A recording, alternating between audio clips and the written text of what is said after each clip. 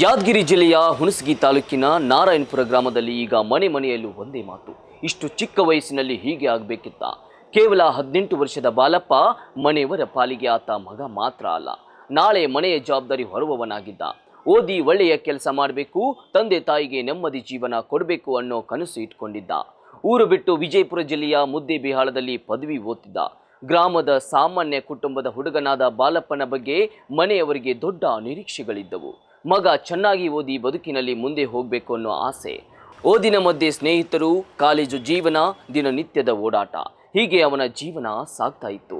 ಆದರೆ ಇದೇ ಸಮಯದಲ್ಲಿ ಆತನಲ್ಲಿ ಒಂದು ಅಭ್ಯಾಸ ಹೆಚ್ಚಾಗಿತ್ತು ಎಂದು ಕುಟುಂಬದವರು ಹಾಗೂ ಸ್ಥಳೀಯರು ಹೇಳ್ತಿದ್ದಾರೆ. ನೀರಿಗಿಂತ ಹೆಚ್ಚಾಗಿ ತಂಪು ಪಾನೀಯಗಳನ್ನು ಸೇವಿಸುವುದು, ಕಾಲೇಜು ಸಮಯದಲ್ಲೂ ಹೊರಗಡೆ ಹೋದಾಗಲೂ ಆಗಾಗ ಕೂಲ್ ಡ್ರಿಂಕ್ಸ್ ಕುಡಿತಿದ್ದ ಎನ್ನಲಾಗಿದೆ. ಮೊದಲಿಗೆ ಇದನ್ನು ಯಾರೂ ಗಂಭೀರವಾಗಿ ತೆಗೆದುಕೊಂಡಿರಲಿಲ್ಲ. ಯಾಕಂದ್ರೆ ಇವತ್ತಿನ ದಿನಗಳಲ್ಲಿ ಯುವಕರು ಹೀಗೆ ತಂಪು ಪಾನೀಯ ಕುಡಿಯೋದು ಸಾಮಾನ್ಯ ಅನ್ನೋ ಮನೋಭಾವನೆ ಹಲವರಲ್ಲಿದೆ. ಆದರೆ ಕೆಲ ದಿನಗಳಿಂದ ಬಾಲಪ್ಪನ ಆರೋಗ್ಯದಲ್ಲಿ ಬದಲಾವಣೆ ಕಾಣಿಸತೊಡಗಿತು. ದೇಹದಲ್ಲಿ ಆಯಾಸ, ಆರೋಗ್ಯ ಏರುಪೇರು, ಅಸ್ವಸ್ಥತೆ ಕಾಣಿಸಿಕೊಂಡಿತು.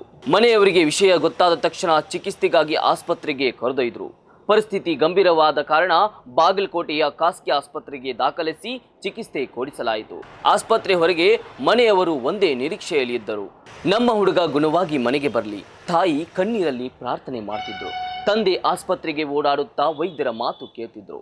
ಬಂಧುಗಳು ಸಮಾಧಾನ ಹೇಳ್ತಿದ್ರು. ಆದರೆ ಪ್ರತಿಯೊಂದು ಗಂಟೆ ಕಳೆದಂತೆ ಆತಂಕ ಹೆಚ್ಚಾಗ್ತಿತ್ತು. ವೈದ್ಯಕೀಯ ಮಾಹಿತಿಯ ಪ್ರಕಾರ ಆತನ ಕಿಡ್ನಿಗಳಲ್ಲಿ ಗಂಭೀರ ಸಮಸ್ಯೆ ಕಂಡು ಬಂದಿತ್ತು. ಚಿಕಿತ್ಸೆ ಮುಂದುವರೆದಿದ್ರೂ ಪರಿಸ್ಥಿತಿ ಸುಧಾರಿಸಲಿಲ್ಲ. ಕೊನೆಗೆ ಜೂನ್ 12 ಬೆಳಗ್ಗೆ ಕುಟುಂಬ ಕೇಳಬಾರದ ಸುದ್ದಿ ಕೇಳಬೇಕಾಯಿತು. ಮನೆಯ ಬೆಳಕಾಗಿದ್ದ ಮಗ ಚಿಕಿತ್ಸೆ ಫಲಿಸದೆ ಕೊನೆಯುಸಿರೆಳೆದಿದ್ದಾನೆ. ಆ ಕ್ಷಣ ಆಸ್ಪತ್ರೆ ಎದುರು ಕೇಳಿ ಬಂದ ಅಳುವಿನ ಧ್ವನಿ ಎಲ್ಲರ ಮನಸ್ಸನ್ನು ಭಾರ ಮಾಡಿತ್ತು. ನನ್ನ ಮಗನನ್ನು ಉಳಿಸಿಕೊಳ್ಳಲಾಗಲಿಲ್ಲ ಅಂತ ಕಣ್ಣೀರಲ್ಲಿ ಕುಸಿದ ಕುಟುಂಬದ ನೋವು ನೋಡುತ್ತಿದ್ದವರು ಕೂಡ ಮೌನರಾದರು. ಒಬ್ಬ ವಿದ್ಯಾರ್ಥಿ, ಒಂದು ಕುಟುಂಬದ ಕನಸು, ಒಂದು ಮನೆಯ ಭವಿಷ್ಯ ಕ್ಷಣಾರ್ಧದಲ್ಲಿ ಬದಲಾಗಿ ಬಿಟ್ಟಿತ್ತು. ಈ ಘಟನೆ ಬಳಿಕ ಗ್ರಾಮಸ್ಥರು ಯುವಕರಲ್ಲಿ ಆರೋಗ್ಯಕರ ಜೀವನ ಶೈಲಿ, ಪಾನೀಯ ಅಭ್ಯಾಸಗಳ ಬಗ್ಗೆ ಜಾಗೃತಿ ಮೂಡಬೇಕೆಂದು ಆಗ್ರಹಿಸಿದ್ದಾರೆ.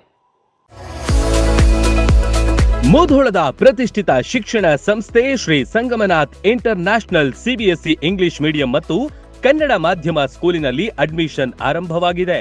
ನುರಿತ ಬೋಧಕರು, ಡಿಜಿಟಲ್ ಕ್ಲಾಸ್ ರೂಮ್, ಸುಸಜ್ಜಿತ ವಿಜ್ಞಾನ, ಗಣಿತ, ಕಂಪ್ಯೂಟರ್ ಲ್ಯಾಬ್ಗಳು, ವಿಶಾಲವಾದ ಆಟದ ಮೈದಾನ, ಸ್ಕೂಲ್ ಬಸ್ ಸೌಲಭ್ಯಗಳಿವೆ. ಇಷ್ಟೇ ಅಲ್ಲದೆ ವಸತಿ ಶಾಲೆಗಳಿಗೆ ಆಯ್ಕೆಯಾಗಲು ಬೇಕಾದ ಉಚಿತ ಕೋಚಿಂಗ್ ನೀಡಲಾಗುತ್ತೆ. ಸುಂದರ ಪರಿಸರ ಮಕ್ಕಳ ಕಲಿಕೆಗೆ ಮುದ ನೀಡುವಂತಿದೆ.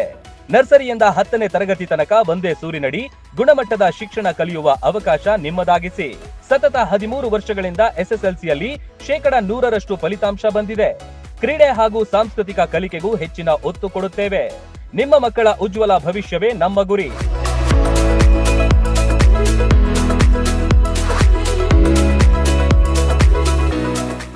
ರನ್ ಟಿವಿ ನ್ಯೂಸ್ ವಿಡಿಯೋಸ್ ನೋಡಲು ಸಬ್ಸ್ಕ್ರೈಬ್ ಮಾಡಿ, ಬೆಲ್ ಐಕಾನ್ ಪ್ರೆಸ್ ಮಾಡಿ.